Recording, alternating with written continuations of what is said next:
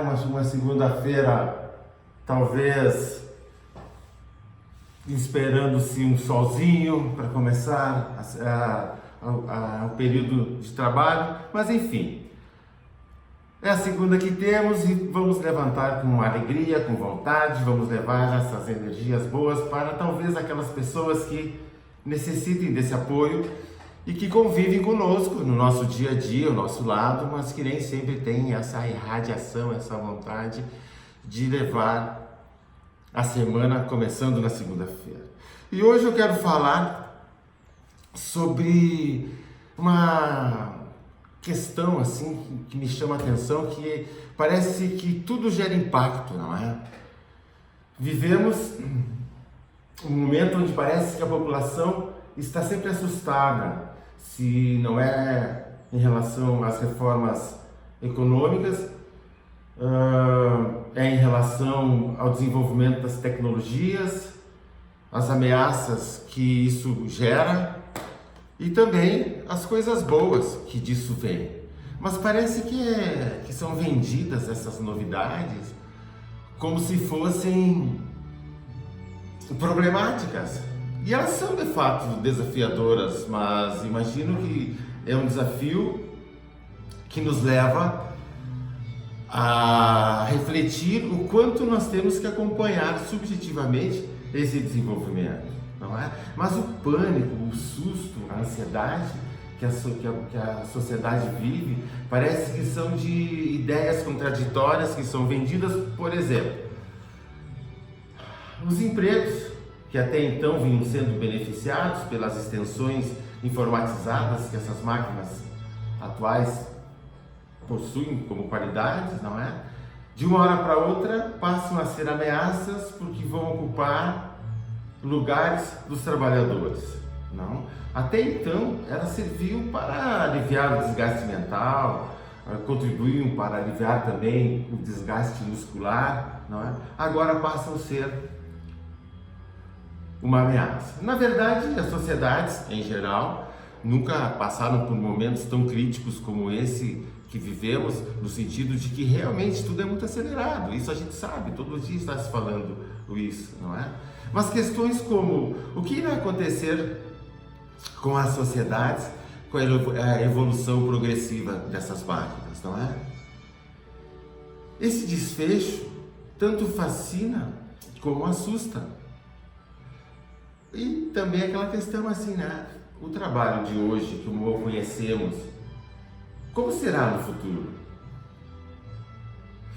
Essa questão é, por que assustar as pessoas? Por que vender essa imagem dupla, né, de uma coisa boa, que é o desenvolvimento tecnológico, obviamente que vem com exploração dos recursos naturais do planeta, mas isso sempre aconteceu. O que muda no momento é a intensidade, a quantidade, porque a população hoje temos mais de 7 bilhões de pessoas no planeta.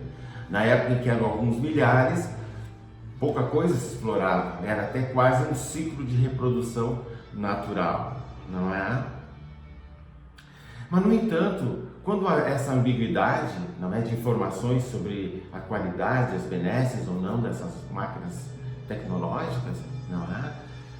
Me parece que às vezes é importante que uma parcela da população, infelizmente, que não tem acesso a essas máquinas, acreditem nos fatores daninhos que elas têm. Mas acredito muito mais do que são mensagens fakenianas para acalentar, acalmar aqueles que não têm acesso. Porque no momento em que se acessa, passa de ser terrorífico. No momento em que se acessa, no momento em que se tem a possibilidade de fazer uso, de conhecer melhor, obviamente, esse terror desiste. É como aquele processo de namoro, até que se consiga conquistar quem a gente pretende namorar. Tem muitos enigmas, tem muitos mistérios, tem muitas coisas que a gente não sabe e muitas inseguranças nos despertam. Basta com que conquistemos e começamos a nos relacionar, os mistérios todos terminam, ou de uma certa forma, os assustadores, os que geram inseguranças vão se amenizando. Da mesma forma, é esse processo tecnológico. Conforme a gente vai utilizando, vai tendo acesso, vai tocando neles, eles deixam de ser tão ambíguos como parecem ser quando a mídia, de uma certa forma, é vendido para todas as populações, essa coisa boa, essa coisa ruim dessas máquinas, não é? A sociedade, virando nesse processo que tudo gera impacto, não é?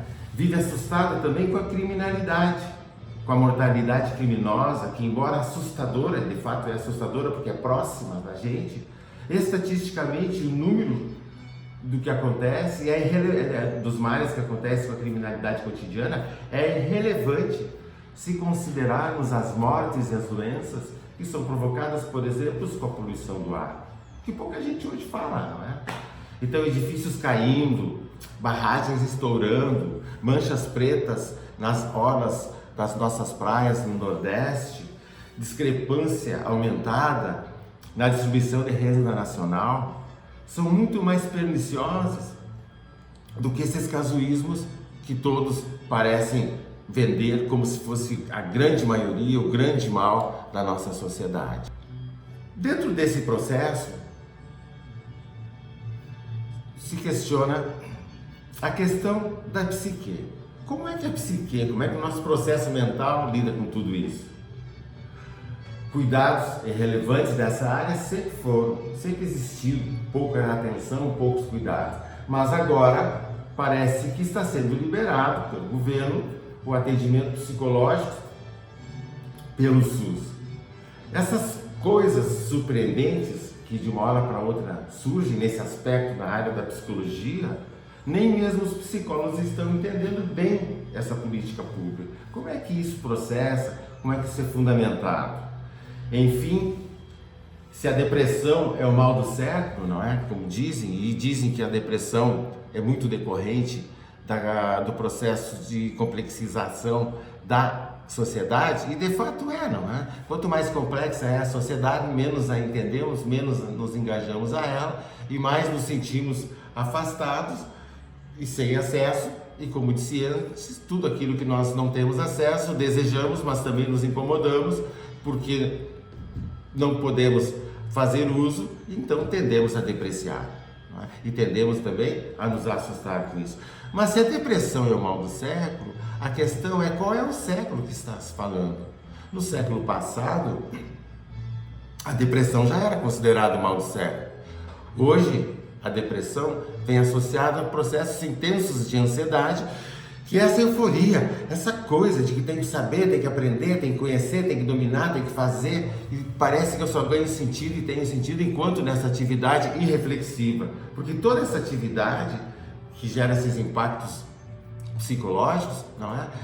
Impedem ao mesmo tempo que haja uma profundidade, que haja uma reflexão, uma compreensão de como isso tudo está transitando dentro do sujeito, das pessoas, das sociedades e como essas sociedades estão acontecendo.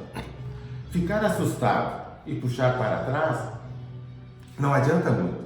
O que nós podemos fazer, me parece, é acompanhar o processo e contribuir para que ele vá nos contornos que cada um de nós ache mais adequado e mais coerente para o desenvolvimento da sociedade e das pessoas, não é?